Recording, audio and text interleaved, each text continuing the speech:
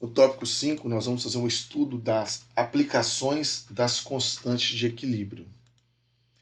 Então, nós vamos usar a constante de equilíbrio para determinar o sentido de uma reação.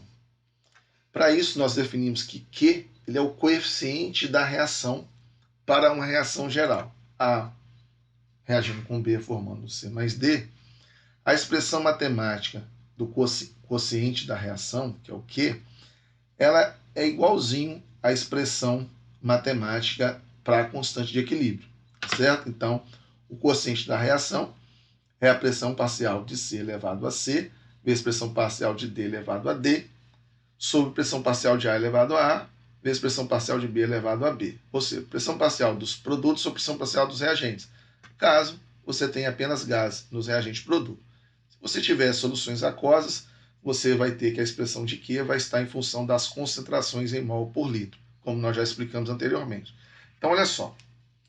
A expressão matemática quociente da reação ela é a mesma expressão matemática para a constante de equilíbrio. Mas quando usar uma e quando usar a outra? Bom, a constante de equilíbrio ela é um valor fixo em uma dada temperatura. Tá? Essa é a constante de equilíbrio.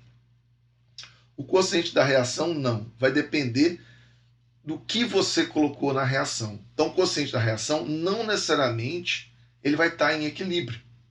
Então, você pode calcular essa expressão do quociente da reação para calcular o valor de Q quando a reação não estiver no equilíbrio. Para isso, o exercício vai ter que fornecer para você as quantidades dos reagentes e produto.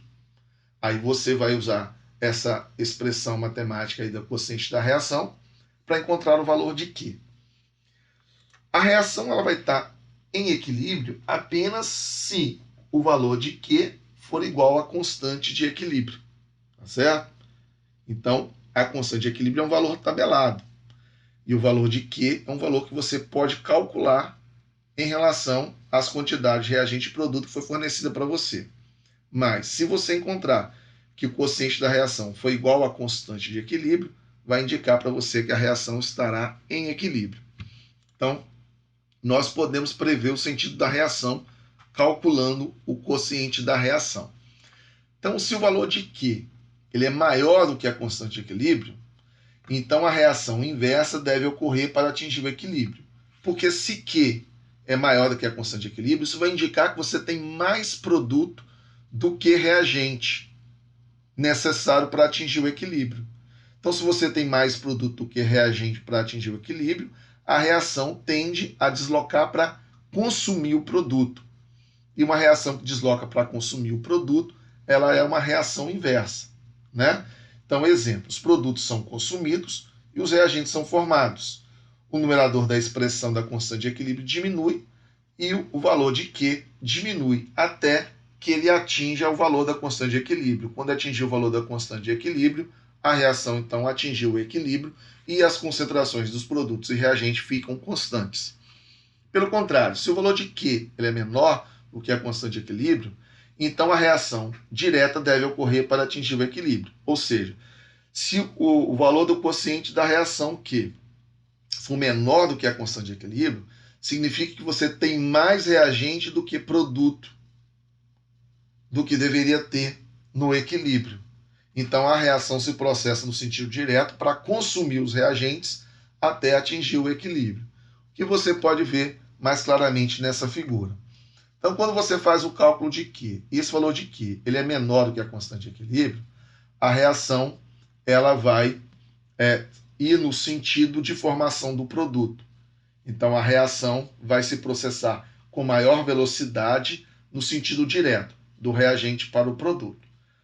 Se o quociente da reação for igual ao valor da constante de equilíbrio, é porque a reação ela se encontra em equilíbrio.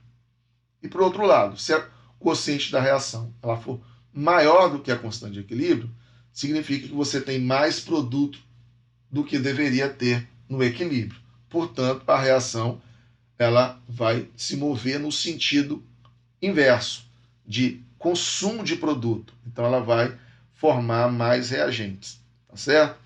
Vamos explicar isso melhor através da resolução do exemplo 9. Então, fala aqui.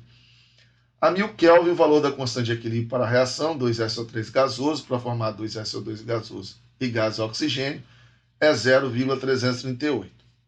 Pede para calcular o valor de Q, determinando o sentido no qual a reação prosseguirá em direção ao equilíbrio. Se as pressões parciais dos reagentes forem pressão parcial de SO3 0,16 atm, pressão parcial de SO2 0,41 atm e a pressão parcial do O2 é 2,5 atm, né? Na verdade, o SO3 ele é o reagente, o SO2 e o O2 eles são os produtos nessa reação aqui.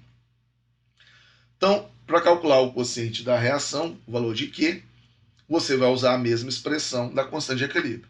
É a pressão parcial dos produtos sobre a pressão parcial dos reagentes. Então, pressão parcial de SO2 elevado ao quadrado, vezes pressão parcial de O2 elevado a 1, dividido pela pressão parcial de SO3 elevado ao quadrado, já que esses são os coeficientes da reação. Substitua os valores dados aqui nessa equação. Então, 0,41 elevado ao quadrado, vezes 2,5, que é a pressão parcial de O2, dividido por 0,16 elevado ao quadrado, que é a pressão parcial de SO3. Você vai encontrar que o quociente da reação é igual a 16,41. Agora você vai ter que comparar esse quociente da reação com o valor da constante de equilíbrio, que é 0,338. Se esse quociente da reação é maior do que o valor da constante de equilíbrio, isso significa que você tem mais produtos do que o necessário para atingir o equilíbrio. Então, essa reação ela vai seguir no sentido de formação de reagente até atingir o equilíbrio, para você, então, consumir essa quantidade de produto que está a mais, né? Então, se o quociente da reação é maior do que a constante de equilíbrio, logo a reação prosseguirá da direita para a esquerda, no sentido inverso, para formar mais SO3, ao mesmo tempo que vai consumir o SO2 e o O2 que está acima do que deve ser estabelecido no equilíbrio, certo? Bom, nós também podemos fazer cálculo das concentrações no equilíbrio utilizando a constante de equilíbrio. Para isso, os mesmos passos vão ser usados para o cálculo das constantes de equilíbrio que foram mostrados na aula anterior, né? Mas isso fica mais evidente quando nós realizamos exemplos, né? Então vamos fazer o exemplo 10 aqui, que é um exemplo bastante simples. Ele fala que a 500 Kelvin, a reação PCl5 gasoso, formando PCl3 gasoso mais Cl2 gasoso, tem a constante de equilíbrio 0,497. Em uma mistura que já está em equilíbrio a 500 Kelvin, a pressão parcial de PCl5 é 0,860 atm e a pressão parcial de PCl3 é 0,350 atm. Então, esses valores de pressão parcial que ele me deu de PCl3 e PCl5 já estão no equilíbrio. Ele quer saber qual é a pressão parcial do gás cloro na mistura que vai estar no equilíbrio. Então, se eu tenho essas pressões parciais de duas substâncias e a constante de equilíbrio, fica fácil. Basta eu escrever a expressão da constante de equilíbrio aqui, que é a pressão parcial dos produtos sobre a pressão parcial do reagente. Substituo os valores que eu tenho o valor da constante de equilíbrio, que é 0,497, tenho a pressão parcial de PCl3 e tenho a pressão parcial de PCl5. O que eu quero descobrir é a pressão parcial de Cl2. Então basta fazer esse cálculo e você encontra que a pressão parcial de Cl2 é 1,22 atm. Já o exemplo 11, ele é bastante diferente, né? E vai exigir aqui mais da gente na hora de realizar o cálculo. Então vamos explicar. Para a equação PCl5, PCl3 formando mais Cl2, tudo gasoso, a constante de equilíbrio tem um valor de 0,497, que foi falado no exemplo anterior a 500 Kelvin. Um cilindro de gás a 500 Kelvin é carregado com PCl5 a uma pressão inicial de 1,66 atm. Então eu tenho a pressão inicial. E para fazer algum cálculo de constante de equilíbrio e tal, eu preciso dos valores no equilíbrio. A pergunta que se faz aqui é quais são as pressões no equilíbrio de PCl5, PCl3 e cloro a essa temperatura. Então ele quer as pressões parciais do reagente e dos produtos no equilíbrio. Para isso ele forneceu para mim o valor da constante de equilíbrio para essa reação nesta temperatura e também me forneceu a pressão inicial do meu reagente, que é o PCl5. Então vamos ver lá como é que a gente vai proceder para fazer esse cálculo dessas pressões parciais dessas espécies aqui no equilíbrio. Primeiro, você já escreve a reação balanceada, que já foi dada no exercício, e agora você faz aquela tabela. O que você tem no início, quanto que vai reagir, que vai ser a variação, e o que você vai ter no final no equilíbrio. O único valor informado para mim é 1,66 atm, que é a pressão parcial de PCl5, dado aqui no início. Faltou o Lzinho do PCl5 aqui. Inicialmente, nós consideramos que produto, você não tem nada deles. Então, 0 e 0.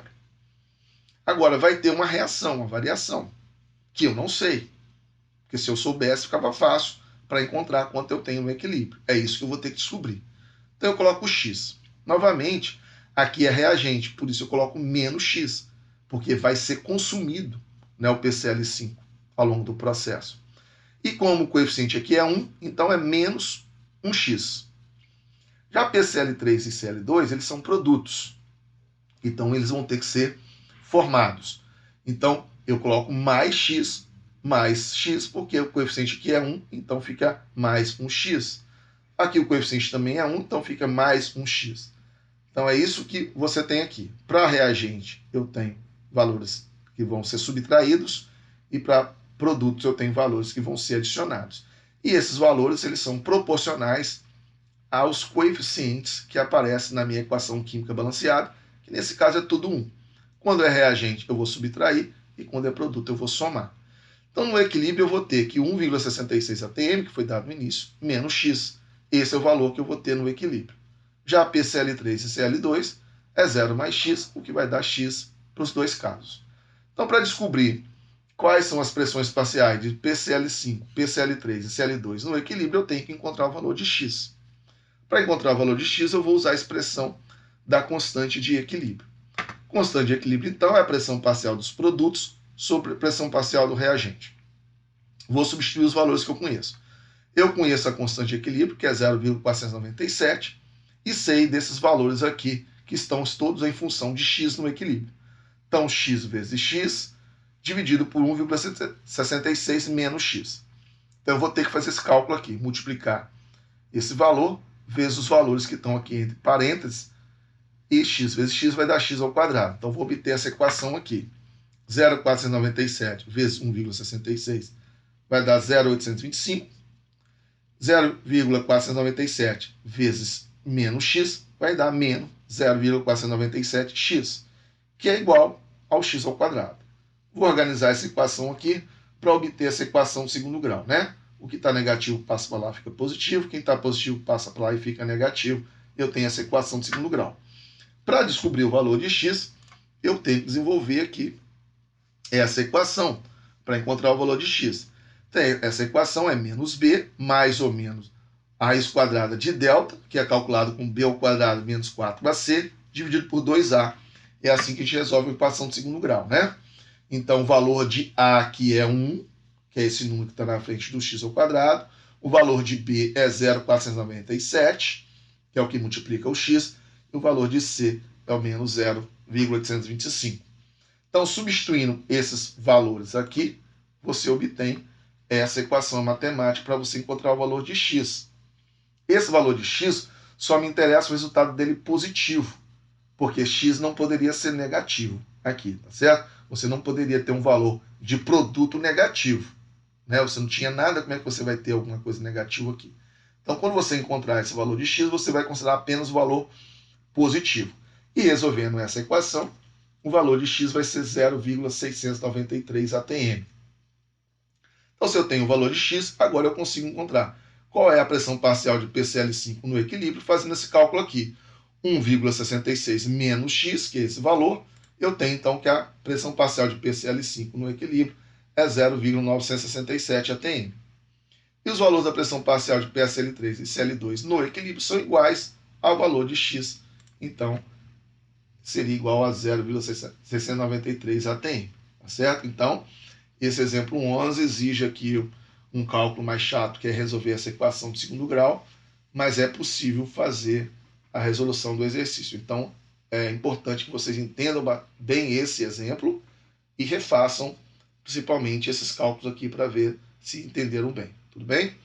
Então finalizamos essa aula aqui e até a próxima aula.